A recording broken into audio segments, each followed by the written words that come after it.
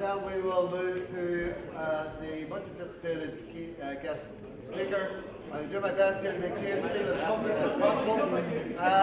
So tea and dessert first, and then we'll have our keynote speaker. Okay?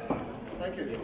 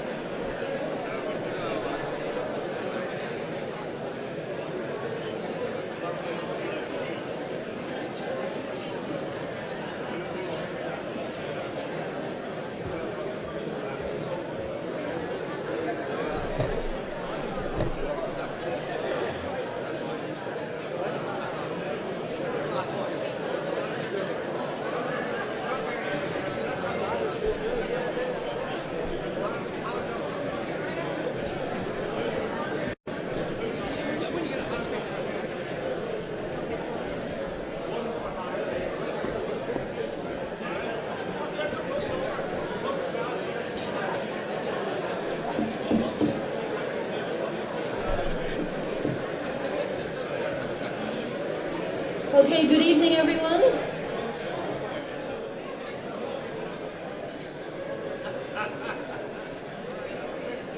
Okay, good evening, everyone. We're at that stage of the evening that you've been waiting for. And no, it's not Corey going to dance after all, I have to assure you. We're at the stage of the evening where we'd like to introduce our keynote speaker to you. He is Chancellor of Ulster University. He is, of course, a businessman and an entrepreneur as well, a comedian and an actor, and many of you will know him from his work in Cold Feet, Lucky Man, or my personal favourite, Monroe. So, ladies and gentlemen, please give a warm welcome to Dr. James Nesbitt.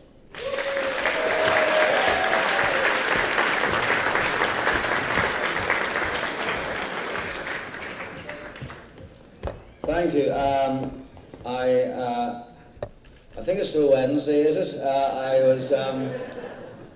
It almost feels like next Thursday. It's the Institute of Small Business, the Institute of Big Drinking here, obviously. But Mr. President, guests, it's truly a great pleasure for me to be here to address you on behalf of Ulster University.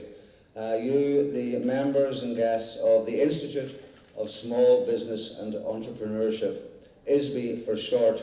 There will be a prize for anyone who can still say the full title of that at the end of the night. Of course, when I was growing up in Brisbane and Ballymena, for those of you here from outside Northern Ireland, Brisbane and Ballymena, these are the thriving hubs of economic, social and cultural activity. The ones that are laughing are from Northern Ireland, I have to say. But we all knew about entrepreneurs in Brisbane and Ballymena. There were very many, although we tended to call them chancers. To tell you the truth, I was introduced as the Chancellor of the University of Ulster University. Some people still think I'm the Chancellor of Ulster University. But it is great to welcome you all here to the ISBE conference in Belfast, and in an extraordinary, most wonderful, fantastic venue. Don't you think it's incredible to be here at Titanic? If you're able to drag yourselves from your beds in the morning before you continue your conference, I hope you get the opportunity to enjoy the exhibitions here and the renowned hospitality of Belfast. I can see that some of you have enjoyed that already. And also, while we're in the Titanic, no cracks or jokes about a sinking ship. Because as we always say in Belfast, the Titanic worked when it left Belfast. I'm also told that most of you are staying in the Europa Hotel. Now you'll probably know that once upon a time the Europa was the most bombed hotel in Europe. It's safe now, although having met a few of you, I'm not sure if it's that safe tonight. It also does a fantastic pint of Guinness, and you'll all be able to look forward, of course, in the morning to that most gorgeous Northern Irish delicacy, the Ulster fry, for breakfast. These conferences really should come with a health warning. But it's a fantastic privilege for Ulster University to host this conference on the 40th anniversary, as we referred to earlier, of the founding of ISBE. I congratulate all responsible for bringing it here.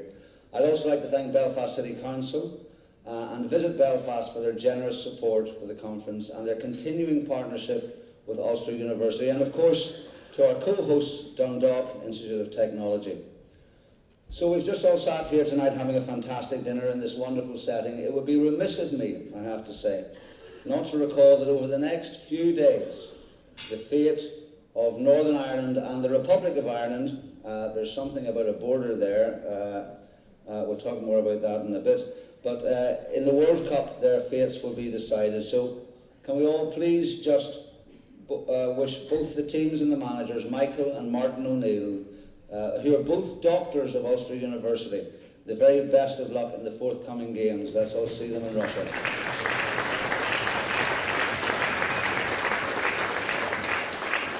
Actually, I stood here. The problem is if you get someone like me who's not a stranger to a glass of wine up to talk at 10:15, I'm going to go off script sometime, and this is one of them.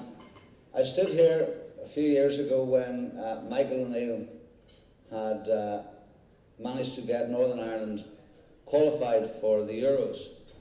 It was a charity event, and Rory McIlroy was here and the Ulster rugby team were here.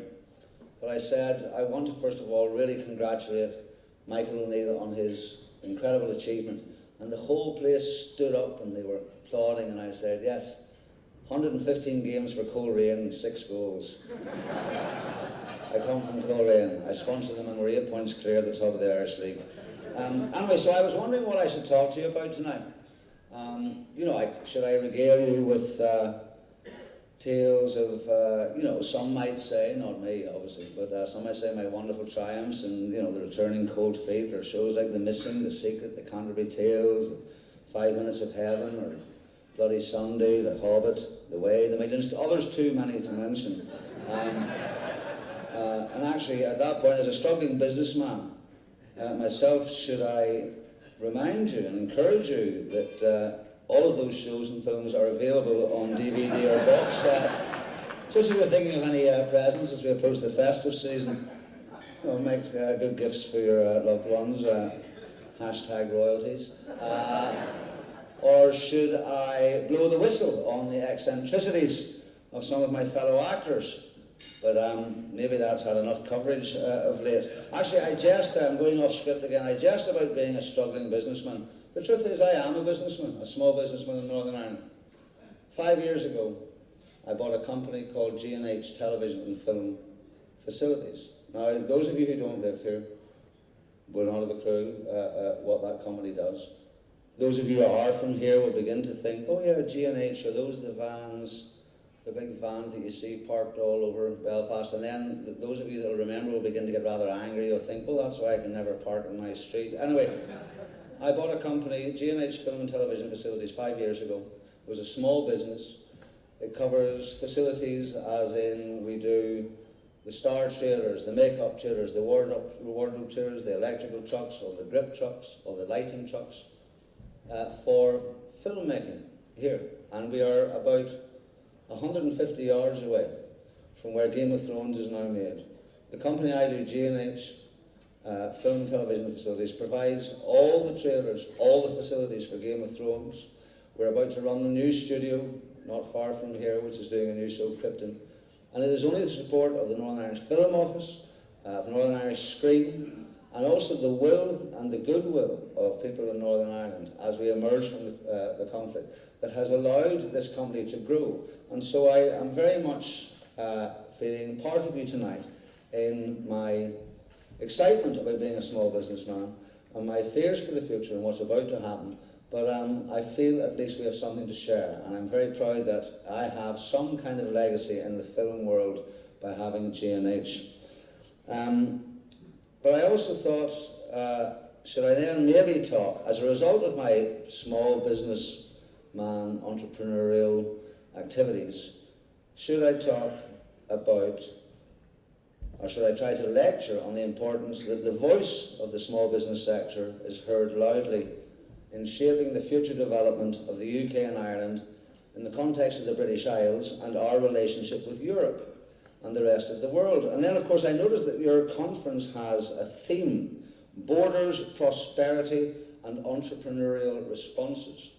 Now it's not only a challenge to an actor, but it's a challenge for your conference, having a theme around borders on the island of Ireland at this particular time in European history, when the relevance of borders in respect of trade and business is more marked than it has been for the past 50 years. You might not know, but there's a road in County Cavan, just down the road, where as you drive along it, you cross the Irish border 4 times. That's important, and again, more of that later. But of course, like many of you, I woke up on the 24th of June last year in a state of shock. The United Kingdom had voted to leave the European Union. Now, for me, it was surreal. And my first reaction, and this is a boy from Brisbane, and again, the people from here will understand that, my first reaction was to inquire as how I could finally, and legitimately, I felt, inquire about qualifying for an Irish passport. I, of course, was told to join the queue. That decision, of course, has far-ranging ramifications for the future of world trade, and it's fascinating in the context of discussing borders and prosperity and the role of entrepreneurs. Of course, the whole essence of the European Union since its foundation was a move towards breaking down barriers within Europe. It was initially, as a lot of you will know, driven by the European coal and steel community in an attempt to unite European countries economically and politically, ending in the signing of the Treaty of Rome and the creation of the European Economic Community. That, of course, expanded to become the European Union that we know today, or at least that we knew until June 24 of last year. Now, I make absolutely no apologies. I also say that as Chancellor of Ulster University. I hope I don't get anything thrown at me there by the Secretary sitting in front of me. I make no apologies for admitting that I voted Remain. Now, some of you may differ. I'm not here to argue the case for or against it tonight, but in a discussion about borders and entrepreneurial activity, it is important to note that borders mean different things to different people. For some, they are a catalyst, an opportunity to transcend artificial national and political boundaries, but for others, they act as a barrier to those who wish to increase economic and entrepreneurial activity. As the publicity brochure for this conference, I believe, asks, how will businesses continue to thrive if access to opportunities is being continually constrained because of bordered thinking? And how will individuals thrive in an equal and diverse society if they are denied the opportunity to work across borders? Perhaps it's timely, well, it is timely, to recall the words of Barack Obama when he said, "This is the moment when we must build on the wealth that open markets have created and share its benefits more equitably. Trade has been a cornerstone of our growth and global development, but we will not be able to sustain this growth if it favours the few and not the many." Right now we are in danger of changing direction. The vote for the UK to leave the European community has the potential to create borders that have not existed here since 1973. And this presents huge challenges, and it is so important that we, universities, and that's who I speak on behalf of tonight, but also businesses, work together to maximise the opportunities created by this new reality, and it is a reality. It might be unknown, but it's a reality. And to transcend boundaries to ensure prosperity for all. Adam Smith had it in The Wealth of Nations, The free enterprise economic system, regardless of whether it's in the United States, Russia, or anywhere else in the world, encourages entrepreneurship because it permits individuals freedom to create and produce. So we mustn't allow borders to defeat the success of free enterprise. Jesus, you have me quoting Adam Smith here. Something is going wrong, or maybe it's going right. But seriously, I am delighted that Ulster University is leading the way in stimulating the debate on what the world will look like after the UK leaves the European Union, having hosted one major conference in the summer and another organised for next January. So, with my Ulster University hat on, why does it matter so much to us and to universities generally? I mentioned earlier the road in County Cavan that crosses the Irish border 4 times. Ulster University has many collaborations across the Irish border, and indeed many students and staff cross that border on a daily basis. That there is no clarity on what that will look like after the UK leaves, it's a concern. It is a major concern. Of course, in terms of travel, trade and collaboration, that border presented very little barrier to economic development since both Ireland and the UK joined in the EU in 1973. But the outcome of the referendum on the 23rd of June has brought a new dynamic to the debate, and the role of universities has come under particular focus. Because I believe, as Ulster believes, when I say Ulster University, the economic development and the contribution to the prosperity of society is a key role of universities, augmenting the traditional role and purpose of universities, not losing sight of what universities are for. In recognising the demand for direct contribution of universities to economic development, we should not ever underestimate the value to civic society of general knowledge and learnedness. That's long established, and it's the traditional role of universities. To contribute in that way to prosperity, it is critical that business, universities, government, civic society work together to remove barriers, not create them. You don't need me to tell you that tariffs, non-tariff barriers, quotas and prohibitions affect us all, either directly, as when our luggage is examined at a border crossing, or indirectly, through the price we pay and the constraints on what we can and cannot buy nor sell. That cannot be allowed to happen, and it is incumbent upon all of us to see the opportunities for new and great partnerships. I'm quoting an awful lot of people here, but perhaps it's worth citing the words of Helen Keller, who, as I'm sure you know, self-transcended so many barriers when she said, "When one door of happiness closes, another opens. But often we look so long at the closed door that we do not see the one which has been opened for us." So I would urge all of us not to dwell on the closed doors, but look for the new ones that are opening and help what's on the other side look better, frankly. Anyway, thank you so much for allowing me to address you as Chancellor of Ulster University. It's a role that gives me enormous pride and has done for 7 years. Thank you for giving an actor the stage to himself for 20 minutes. We hate that, as I'm sure you can imagine. But I'll leave you, finally, my last quote, with the words of the UN Secretary General, Ban Ki-moon. How we miss him now, I tell you, when he said, "One of the main lessons I have learned during my 5 years as Secretary General is that broad partnerships are the key to solving broad challenges. When governments, the United Nations, businesses, philanthropies and civil society work hand in hand, we can achieve great things." Simple. Those partnerships will not be possible if we create more borders. Enjoy the rest of your evening, and don't forget, it's Christmas, buy those box sets. Thank you.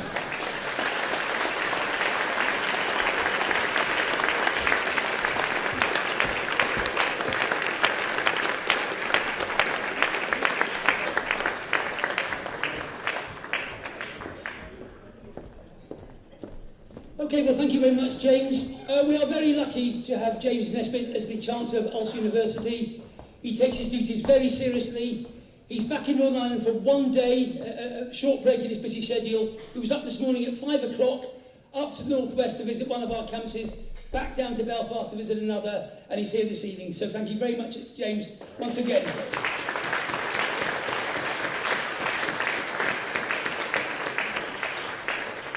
Okay, well, good evening, ladies and gentlemen. My name is Tony Wall from Ulster University. I'm the co-academic chair of this conference. My fellow academic chair, Colette Henry, is down below, and we are now going to come to a very important part of the evening where we celebrate the research in our own community. So there's been a lot of good papers presented today, there'll be a lot of good papers presented tomorrow, and we're now going to celebrate excellence in this research.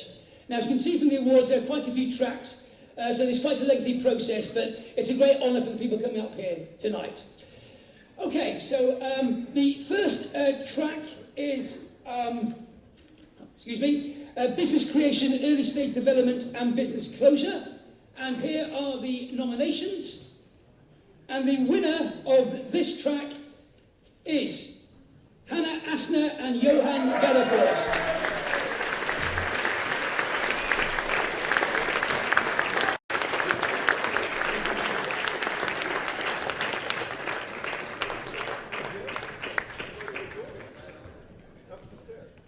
No, just here.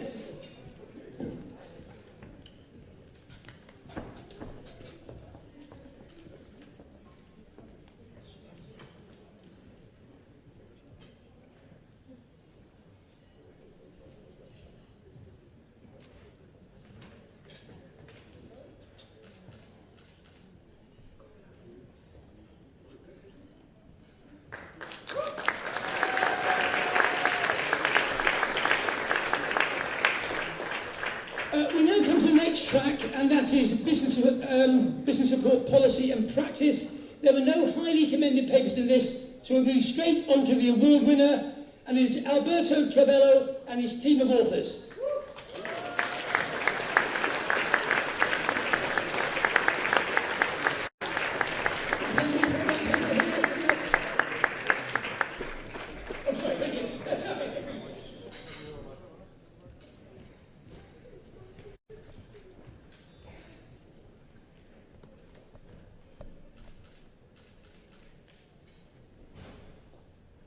The next award is for the creative... beg your pardon, too eager here. The next award is for the creative industries entrepreneurship. And the winners are Marta Bernal and Sarah Cooper.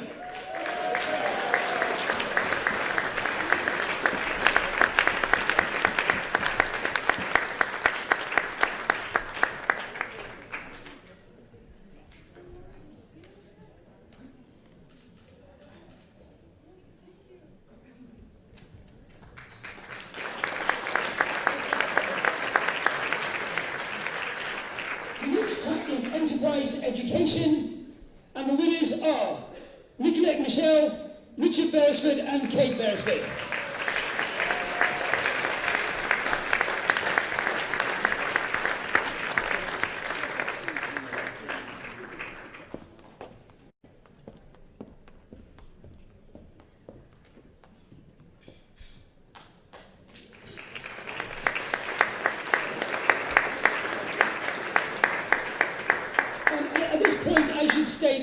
Quite a sad note that Richard Beresford unfortunately died just over a year ago. So this award is, I think, a very fitting tribute to Richard's contribution to research.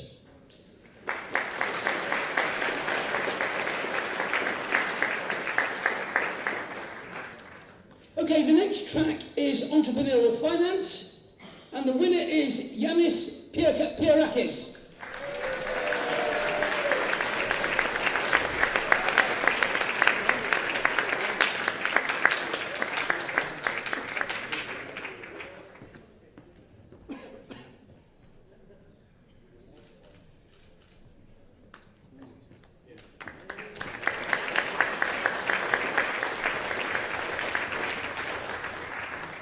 The next track is Entrepreneurial Practitioner Learning, and I'm finally going to get a name right tonight. The winner is Simon Best.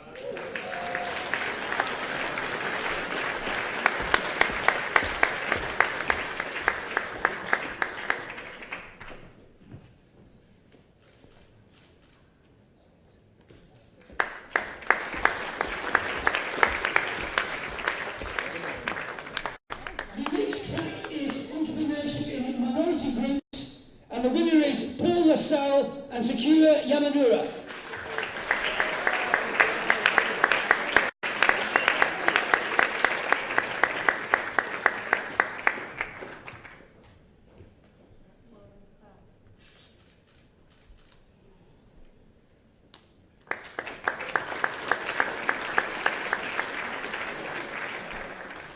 The next track is Family and Community Business, and the winner is Angela Caladas.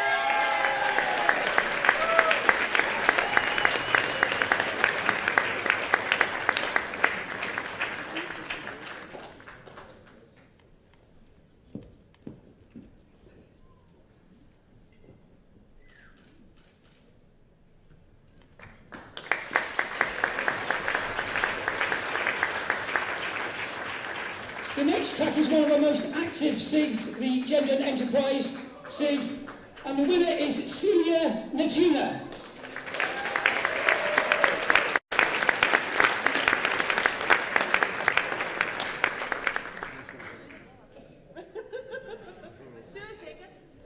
Sorry? No takers. No take it. Okay, right, okay. Okay, we move on to the next track, which is International Entrepreneurship, and the winner is Martina Battisti and David Deakins.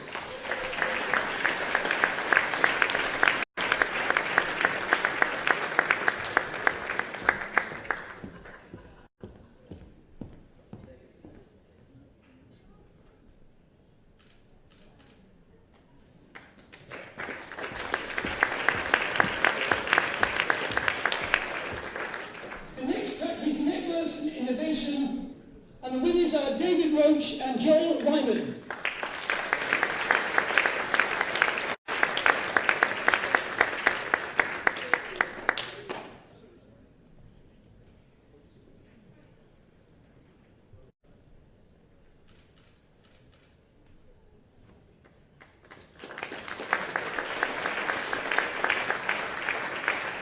Okay, the next track is another track where there are no highly commended papers. So we have a winner, and the winner of the best paper in public sector entrepreneurship is by Alexandra James, Jan Myers, and Sarah Lindsay. Sarah Lombard, please.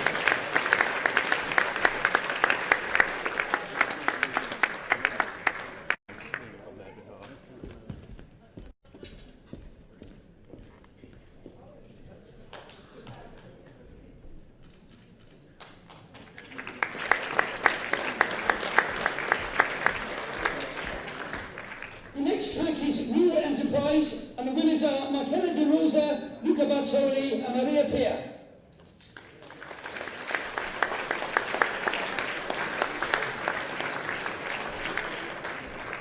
Okay, nobody hear it from them, I'm afraid. So the next track is SME Growth and Performance, and the winner is Andrew Henley.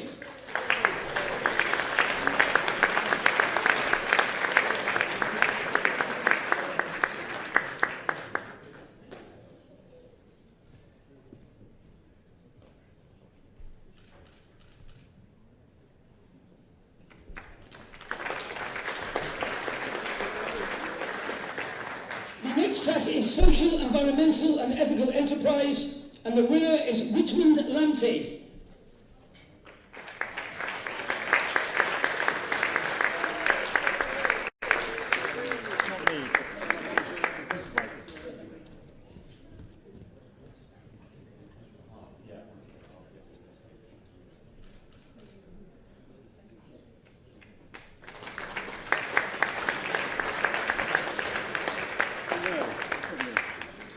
Okay, and the final track from me for a while is Technology Entrepreneurship, and the winner is Elizabeth Kim.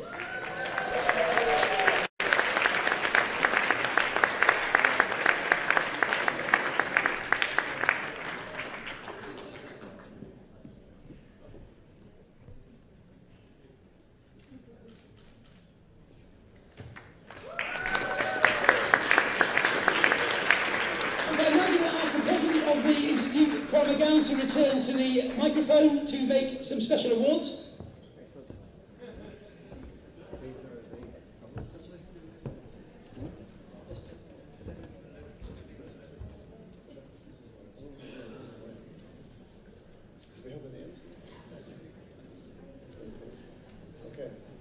ladies and gentlemen, really the lifeblood of the Institute is when we celebrate early career researchers. We're 40 years celebrating, and many of us were, dare I suggest it at this point in time, youngsters when we joined the Institute and did our work. And we're slightly more mature now, but we have to actually celebrate those amongst our community who are currently building their careers as academic researchers. So every year the President makes an award for the best early career research paper. So I'm very pleased to make that award now on behalf of the Institute, on behalf of myself as President, on behalf of my colleague Dr. Kelly Watson, who is the person responsible on our Board of Trustees for looking after the interests of early career researchers. So, if I may ask, once again ask Angela to come back up and take the award for early career researcher.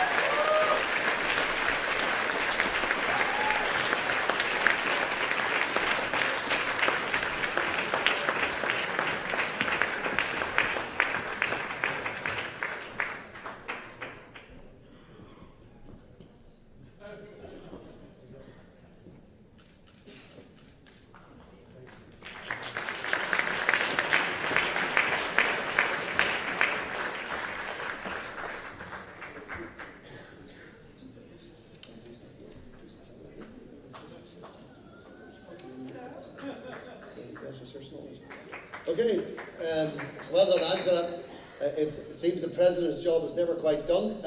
What I now would like to do is enjoy celebrating yet more awards. In this instance, we're talking about the best research and knowledge paper for 2017.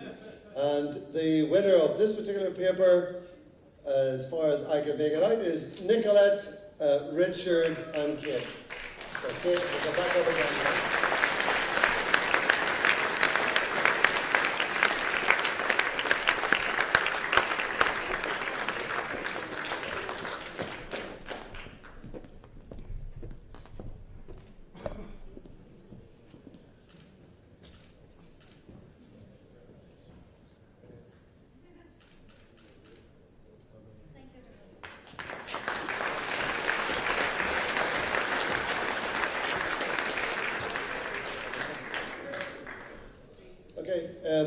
I would like to invite my colleague, Professor Paul Jones, if he's somewhere about us here. Paul, where are you? Paul, great.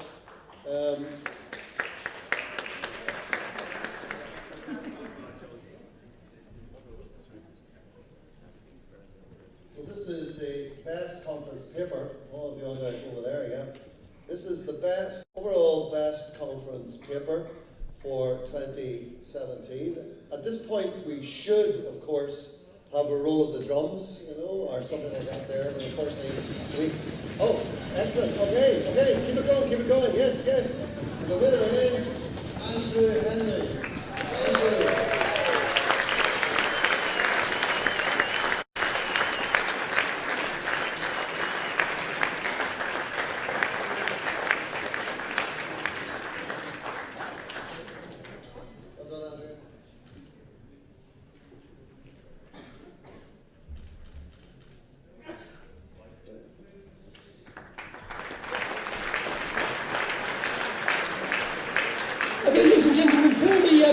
Stage, I was just asked to point out that this staircase that I'm on at the moment is an exact replica of the one that was on the Titanic. And even though this is, believe it or not, the most popular tourist attraction in the world, which has got an achievement, not many people come to see this. So it is, only make the most of it, take me photos, whatever, because this is the exact replica of that staircase. Anyway, just a quick digression there. We're now going to come to a stage where we award fellowships to certain members of ISBE. And the first of these goes to Ozzy Jones.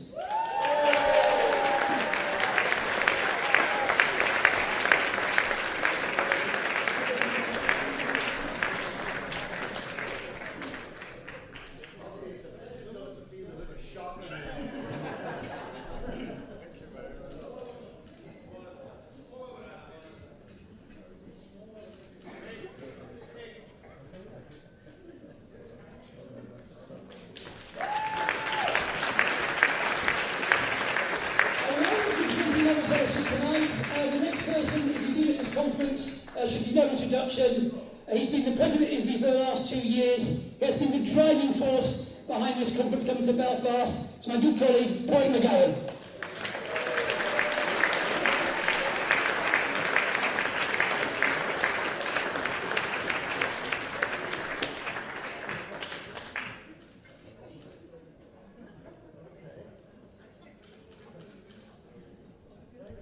Paul, he's not often lost for words, but...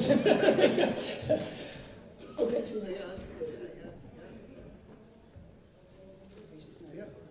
I was going to say that being introduced to the fellowship of the Institute is something that we really want to celebrate, because it is an acknowledgement by our community of individuals who we elect to be recognised for their greatness and their brilliance, to be recognised for their talent and their capacity to contribute to this agenda.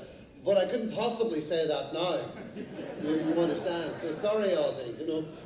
This is really great. I thought I'd have to be much older before I would get one of these. So I'm very pleased indeed. Yeah, we want. Well, the other fellows, yeah. What we'd like to do is also recognise, but not so much recognise, we want to recall and remember those that have actually been appointed already as fellows. We're getting terribly sophisticated in the Institute, where we're now issuing these certificates which recognise in a tangible way those particular people who have contributed so much to our research community. And so I would like to ask, if I may, Colette Henry, David Story, Paul Hannon, Sue Marlowe, to come up to the front and take their certificates.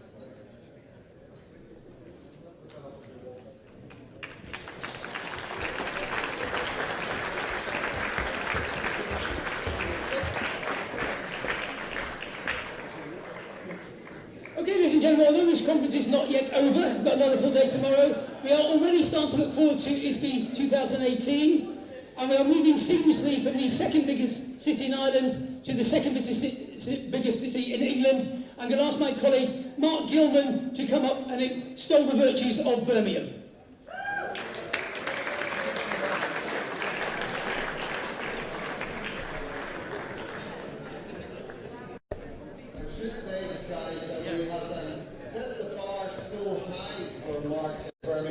I'm really looking forward to hearing what he has to say. No pressure, Mark. Well, now up here on the staircase, 20-minute discussion, followed by an hour speech, or shall we just Sorry, go to the I think you misunderstood your remit. Well, what an act to follow with 2017, but we aim to kind of meet that act and move forward. So 2018 ISBE is going to be in Birmingham, and it's going to be a joint event with 5 key universities interacting with that conference. So University of Coventry, University of Warwick, University of Birmingham, Aston University and Birmingham City University are all working together, as we are doing within the West Midlands region, to actually collaborate on research, to collaborate on impact with the business community, and that's what we're aiming to bring to the conference at Birmingham.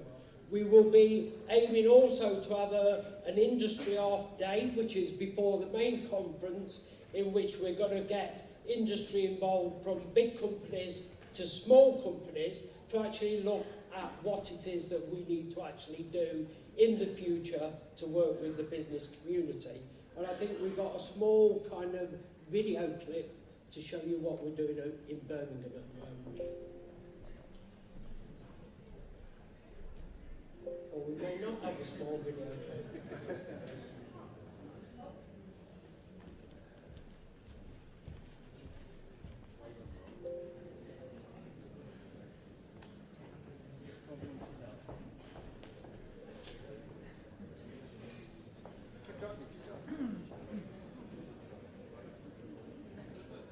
Okay, so I think we've got technical problems at the moment.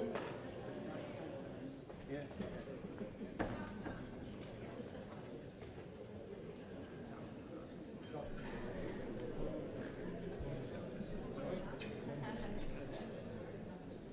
Well, just to keep us going while we're waiting for the video to load, not only have we got Birmingham with the 5 universities working together, but we've got a proper comedian as a chancellor. So Lenny Henry may be on the agenda. See if we can top it from James to Lenny.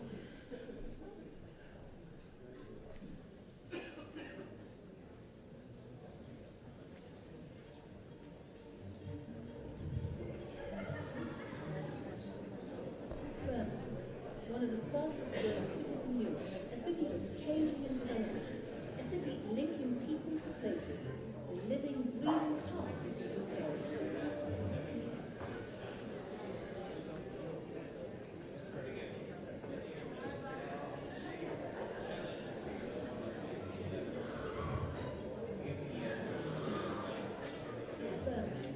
One of the fastest growing cities in Europe, a city that's changing and developing.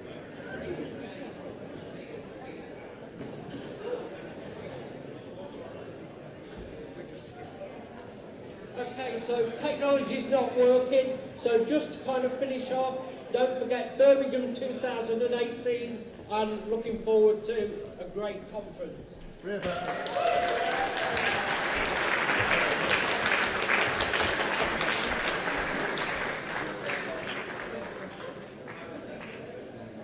Okay, I think we're probably coming to the end of the evening. I would like to point out to my colleague Mark Gilman that the fact that the technology didn't work actually is a good sign. I'll tell you why, because when we were in Paris last year, we of course wanted to advertise, and I know there are some of my friends and colleagues from France here at this conference. We tried to advertise how great it will be in Belfast, and as luck would have it, the technology didn't work then either. And it has turned out to be, I believe, a really good conference. So that's okay. Don't worry, Mark. Don't worry, Mark. Everything is going to be just fine. It just remains me to thank everybody for coming along to the conference dinner. I want to thank also the many winners that we have celebrated tonight, including that fantastic fellow, Professor Porrick McGowan, who apparently was given a fellowship, and Ozzie Jones. Two of us were shocked, Ozzie, may I say. So I wanted to also acknowledge the many sponsors again.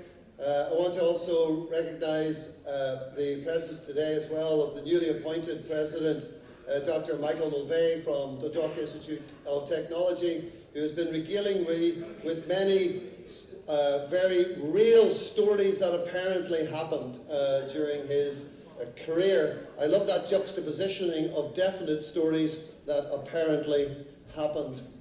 I think that we have throughout the course of this conference, at least so far, because while we have had the official conference today and it continues tomorrow, We also had fringe events the day before at the university's campus in Belfast, where we addressed issues which were very definitely at the focus of that issue of bordered thinking. Yes, we are exercised by the challenges of Brexit.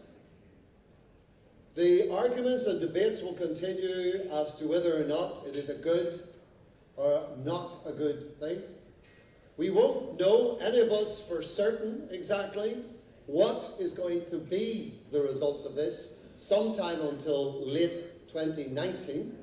We will spend a lot of hours speculating and trying to work it out and to make our plans as best we can. That's the entrepreneurial spirit within us.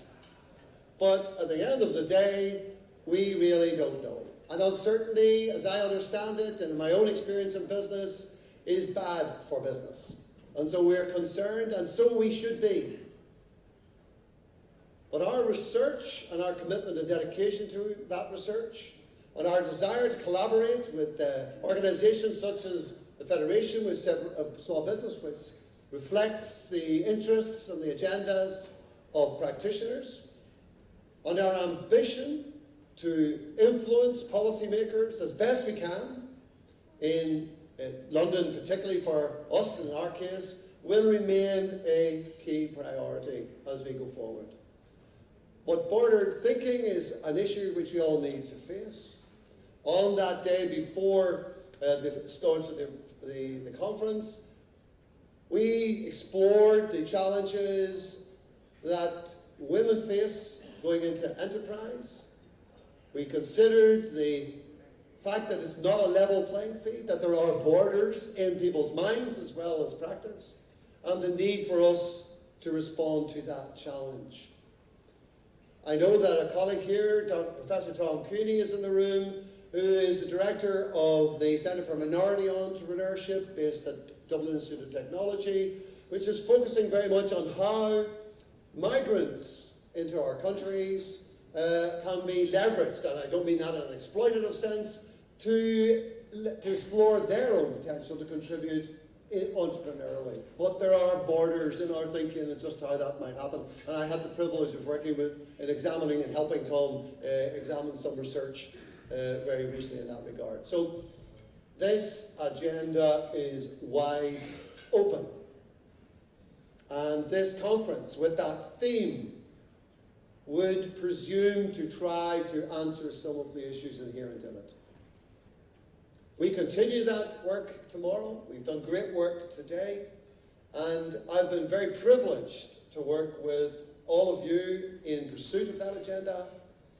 And I would like, before I finish, since, believe it or not, I stepped down as president of the Institute of Small Business and Entrepreneurship tomorrow, because the AGM will be held, and my colleague Professor Gideon Mass, who is over in one of those tables at the back. Gideon, it's great you're way down at the back, but let me tell you, he who is humbled shall be exalted, and you will be brought forward into the big tables at the front, the VIP tables. I'll be back there. Maybe that's why I got this fellowship.